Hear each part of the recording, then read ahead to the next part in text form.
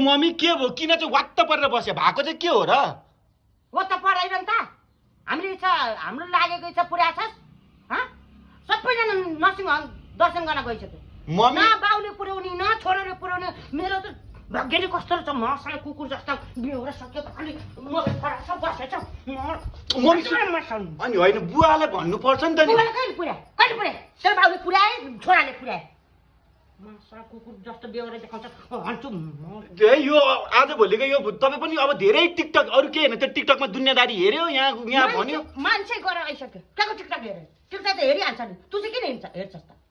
अनि त्यो दुनियाँले अनि मम्मी सुन्नु मम्मी होइन कि मैले मेरो कुरा सुन्न पहिला सुरु त्यो टिकटकमा जहाँको देखाएको छ त्यहीँ पुग्नुपर्छ त तपाईँले मैले घुमाउने कहीँ लगेकै छैन कस्तो कुरा गरे यार कहाँ लैछस् अस्ति मामा घर त आफै इन्भेस्ट गरेर गए कहाँ पुर्याइस् कहिले पुर्याइस् मलाई रिस नउठ नि मलाई रिस उठिरहेछ आज